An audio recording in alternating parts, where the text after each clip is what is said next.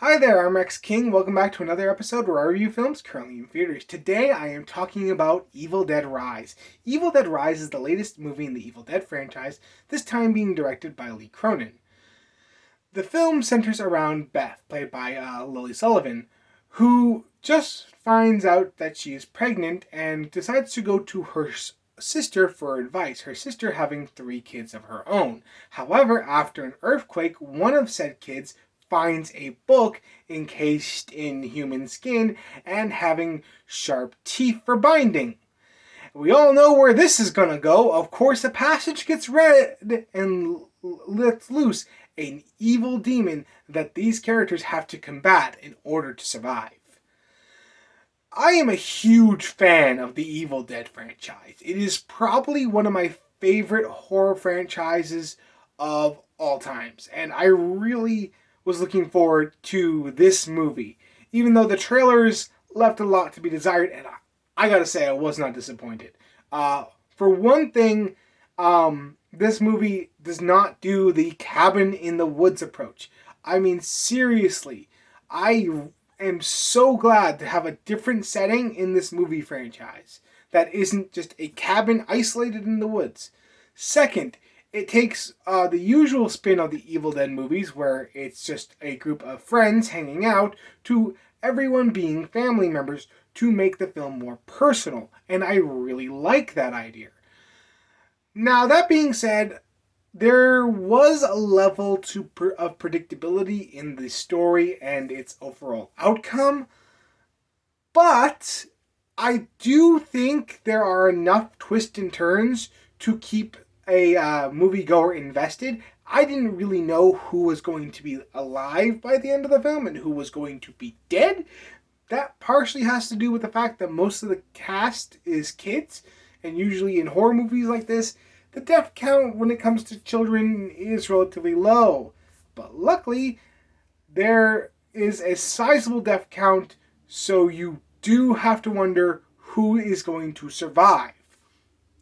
Now, this also is probably due to the great character work we have here, as all the characters are really well developed and really well written. They all have their personal likes and dislikes, and everything we learn about them is implied, but with the right amount of visuals that we understand what they are as people, or who they are as people.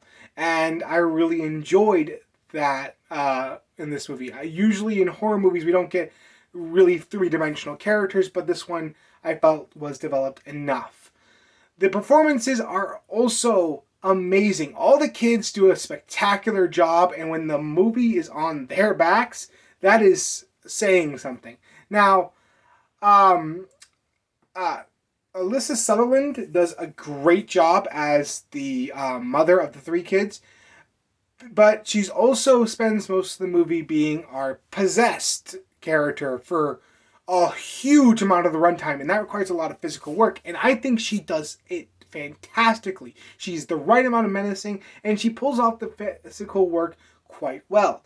But I think the unsung hero here is Lily Sullivan as Beth. I really liked her performance, and she gives the character a nice human feel, and she plays it as someone we want to root for.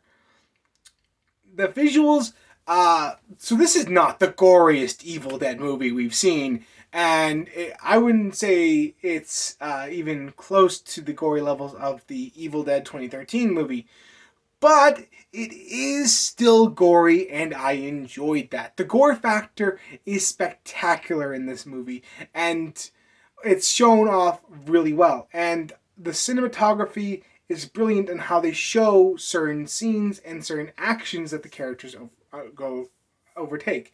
And the lighting's really well. Everything's decently lit so you can see what's going on, with the exception of some scenes towards the end where they probably were doing some sort of CGI monster, but they were smart enough to show only bits and pieces of it, so it leaves a lot to our imagination, which I really liked. All the practical effects mixed with the CGI effects are really well done, and I like them a lot. Now, the score in this movie was done by Stephen McKeon, and he did a brilliant job. I listened to this score just recently, isolated, and oh my god, does it give off the level of creep factor that you need for this movie. I think he did a brilliant job composing a score that was both unique but still felt like an Evil Dead score. And I really enjoyed his interpretation for this movie. Overall, Evil Dead Rise was a great time. I really enjoyed it as an Evil Dead fan.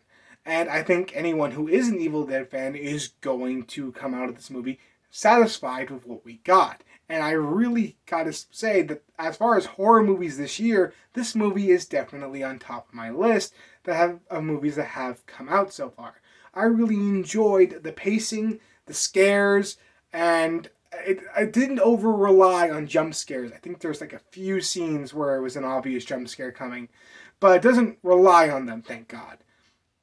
So at the end of the day, Evil Dead Rise is a good time. I highly recommend it if you're an Evil Dead fan. If you're not an Evil Dead fan, I actually kind of recommend it as well because I think this movie is a good horror movie overall. You don't need to know a ton about Evil Dead to really like this movie. They give you enough background so you can be invested in these characters. I really enjoyed this movie. I'm going to give it an 8 out of 10. Like I said, my small nitpicks are the fact that there were some moments where I could predict what was going to happen as far as the story goes. And honestly, the beginning of the movie and the end of the movie are really not that interesting. The movie decides to do the whole start at the ending thing, and it just doesn't work. But hey, it was probably necessary to get this movie over the 1 hour and 30 mark because this movie's only about an hour and 45 minutes. Anyway, that's what I thought about Evil Dead Rise. What did you think about it if you've seen it? Let me know in the comments below. And if you like this video, like, comment, and subscribe, and I will see you next time.